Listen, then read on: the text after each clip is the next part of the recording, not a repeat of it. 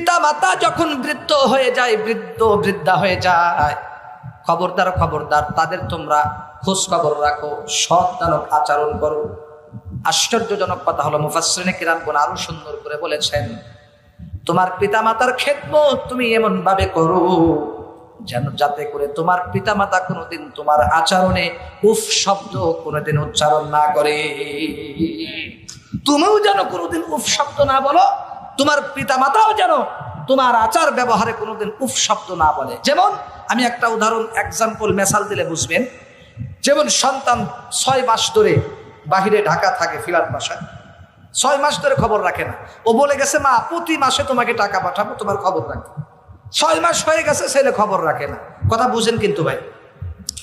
এবার মা এক শেষ পর্যায়ে বাধ্য হয়ে কি বলতেছে, উফ সব ছেলেটা কেমন, 6টা মাস হয়ে গেল ও টাকা পাঠাই না, খোঁজ খবর রাখে না। আল্লাহ বলে, দুনিয়ার মানুষ, তোমার মা যেন তোমার ব্যবহারের দ্বারা তোমার খেদমত কমতি হওয়ার কারণে যেন কোনোদিন এই কথা যেন না বলে, আহা সন্তান খবর রাখে না। যদি এই উফ, তোমরা হয়তো বলবা হুজুর উফ শব্দ বললে কি হবে, কি সমস্যা, তাই কি হয়েছে? আমি তোমাদেরকে বলবো, আমার আল্লাহ বলে উফ শব্দ মা বলতে দেরি, তোমার আমল নামায় আযাব গজব অশান্তি আসতে দেরি হবে না। জোরে বলেন ঠিক কিনা? আমার ভাইয়েরা, আমার বন্ধুগণ, গভীর মনোযোগ দিয়ে খেয়াল করবেন। সেই জন্য মা বাবা কিন্তু কষ্ট দিবেন না, ঠিক কিনা বলেন? মা বাবাকে কষ্ট দিবেন না। মা বাবার মুখ কিন্তু হচ্ছে মক্কা মদিনা। আমি আপনাদেরকে বলবো একটা কথা, খেয়াল করে শুনবেন। আপনি যত বড়ই আলেম হন না কেন, যত বড়ই মুফাসসির হন না কেন, যত বড়ই মুফতি হন না কেন, সারা বাংলাদেশের ভিতরে আপনার গাড়ির অভাব নাই, বাড়ির অভাব নাই, টাকার অভাব নাই, জায়গা জমির অভাব নাই। ইংল্যান্ডে আপনার বাড়ি আছে, আমেরিকাতে আপনার বাড়ি আছে, গাড়ি বাড়ির অভাব নাই, টাকা পয়সার অভাব নাই। কিন্তু যদি ভালো করে শুনে রাখেন, স্বর্ণের কালি দিয়ে লেখা রাখেন, যদি আপনার মা আপনার ব্যবহারে অসন্তুষ্ট থাকে, আপনার যতই গাড়ি বাড়ি থাকুক না কেন, কোনোদিন আপনার শান্তি আসবে না। জোরে বলেন ঠিক কিনা? আপনার যতই গাড়ি থাকুক, যতই বাড়ি থাকুক, যতই স্ত্রী 4টা থাকুক, আমেরিকাতে বাড়ি আছে, ঘর বাড়ির অভাব নাই, এমপি মন্ত্রী হয়েছেন, যত কিছুই হন না কেন, পিতা মাতা যদি আপনার উপর নারাজ হয়, আপনি যতই হজ করেন না কেন, যতই নামাজ পড়ে কপাল দাগ বানান না কেন, মা বাপ যদি আপনার উপর নারাজ থাকে, আপনার নামাজ, রোজা, হজ, যাকাত কিছু আল্লাহর দরবারে কবুল হবে না। চিল্লায়ে বলতে হবে ঠিক কিনা? মুসলমান ভাইরা রে আমার, গভীর মনোযোগ দেন। আর যদি আপনার টাকা পয়সা কম আছে, কামাই রুজি করেন অল্প, স্ত্রী পাইছেন একটা আলহামদুলিল্লাহ ভালো, ঘর বাড়ি মোটামুটি আছে, অথবা ভাড়াটিয়া হিসেবে থাকেন, টাকা পয়সা কম কামান, কিন্তু আপনার মা বাপ যদি আপনার উপর রাজি খুশি থাকে, আপনার মা বাপ যদি আপনার উপরে সন্তুষ্ট থাকে, কসম খোদার, আল্লাহর কসম করে বলি, আমার আল্লাহ আপনাকে সারা দুনিয়ার ভিতরে শান্তির দরজা খুলে দিবে।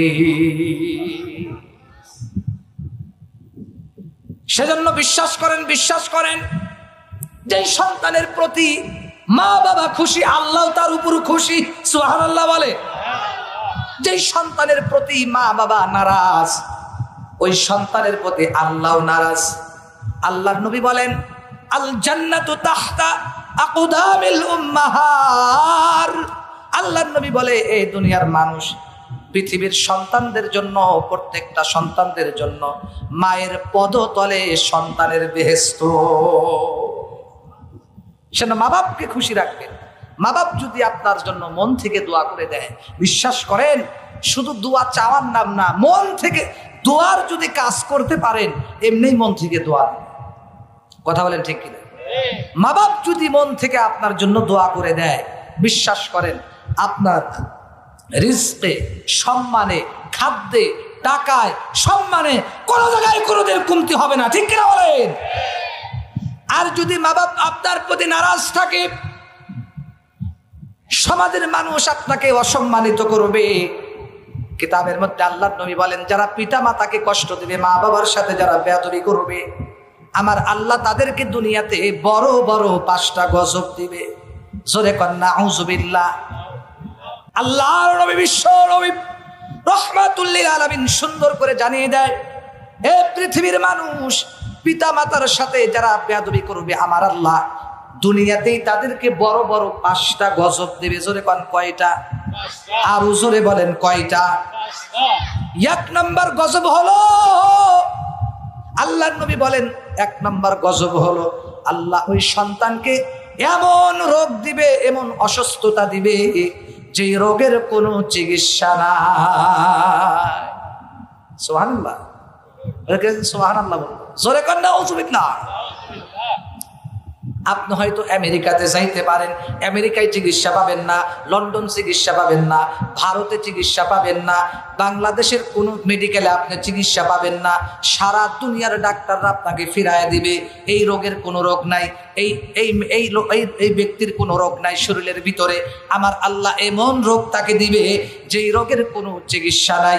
2 নম্বর গজব হলো, আল্লাহর নবী বলেন 2 নম্বর গজব হলো যারা পিতা মাতার সাথে বেয়াদবি করবে, শ্বশুর শাশুড়ির সাথে যারা বেয়াদবি করবে, উস্তাদদের সাথে যারা বেয়াদবি করবে।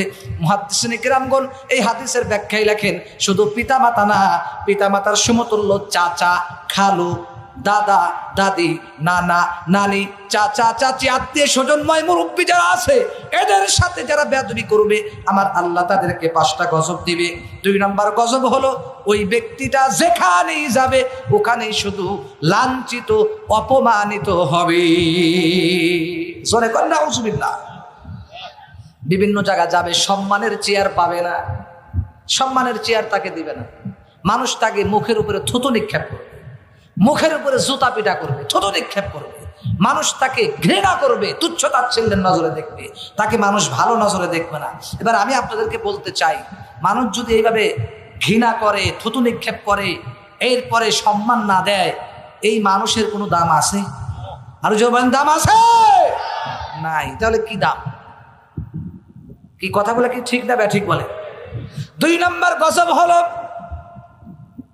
যেখানেই যাবে লাঞ্ছিত, অপমানিত হবে। 3 নম্বর গজব হলো ওই ব্যক্তিটা আল্লাহ তাআলা তার শরীরের ভিতরে প্যারালাইসিসের রোগ দিবে। প্যারালাইসিসের রোগ খুব ভালো নাকি? মুখ বাঁকা হয়ে মরবে, হাত বাঁকা হবে, এক পাশ একদম অচল হয়ে যাবে। আপনারা কারা কারা চান হুজুর আমি প্যারালাইসিসের রোগী হই? কারা কারা চান হাত তোলেন তো দেখি। খবরদার, সব জায়গায় হাত তুলে ধরা গায় না, বলেন ইনশাআল্লাহ। কেউ আমরা চাই না, ঠিক কি না? তাহলে প্যারালাইসিসের রোগ হোক, মানুষ অপমান করুক, এরপরে আমার এমন রোগ আল্লাহ দিক যেই রোগের চিকিৎসা নাই, এটা তো চাই না। তাহলে মা বাবার সাথে বেয়াদবি করেন কেন? কথা বলেন ঠিক কিনা? এরা যুবক, সেই জন্য গভীর মনোযোগ দিয়ে শোনা লাগবে। তোমরা যদি এই গজব থেকে বেঁচে থাকতে চাও, আজকের থেকে মা বাবার হাতে পায়ে ধরে ক্ষমা চাও। কোনোদিন মার সাথে বেয়াদবি করবা না। মাকে ডাকতে বলবা আম্মারে বহু বেয়াদবি করছি, আর কোনোদিন বেয়াদবি করবো না, মেহেরবানি করে আমাকে মাফ করে দাও। মায়ের কাছে ক্ষমা নেবেন, তওবা করবেন, আর কোনোদিন মা বাবার নাফরমানি করবেন না। আমার আল্লাহ বলেন ওয়াকুল্লাহুমা কওলান কারীমা। আমার আল্লাহ বলেন পিতা মাতার সাথে যখন তুমি ব্যবহার করবা, সুন্দর মিষ্টি মিষ্টি ভাষায় কথা বলো। এই তাফসির করতে গেলে আমার আরো 1 ঘন্টা সময় লাগবে ভাই, সেই জন্য এত লম্বা তাফসির করার আমার সময় নাই। আমি সংক্ষেপে শুধু পয়েন্টগুলা শেষ করতেছি, একটু গভীর মনোযোগ দিয়ে শোনেন। আমার আল্লাহ বলে পিতা মাতার সামনে বডি টান করে দাঁড়ায়ও না। তোমার যত বড়ই বডি হোক না কেন, পিতা মাতার সামনে কোনো বাহাদুরি নাই। কথা বলেন ঠিক কিনা? পিতা মাতার কাছে যে যত বড় এমপি হোক, মন্ত্রী হোক, পিতা মাতার কাছে কিন্তু সবাই ধরা। কথা বলেন না কেন?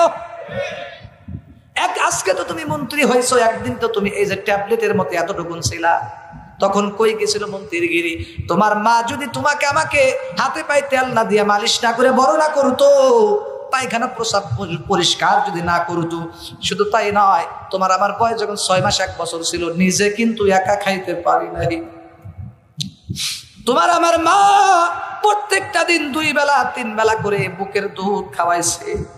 আমার ভাইরে, শুধু তাই নয়, তোমার আমার মা প্রত্যেকটা দিন আমাকে খাবার ভাত খাওয়াইয়া দিছে। কথা বলেন দেখেন, এই যে মা তোমাকে কতটা দিন ভাত খাওয়াইয়া দিল, দুঃখজনক বলতে হয়, একদিন মা যে ভাত খাওয়ায় দিছে এইটার ঋণ কি কোনোদিন শোধ করা সম্ভব? পৃথিবীর এমন কোনো মা নাই যে সন্তানকে ভাত খাওয়ায় দেয় নাই। কথা বলেন না কেন? আজকে মাকে যদি ভাত খাওয়ায় দেওয়া লাগে তুমি রাগ করো, আহারে তোমাকে তো কত মাস কত বছর বইরা খানা খাওয়ায় দিল,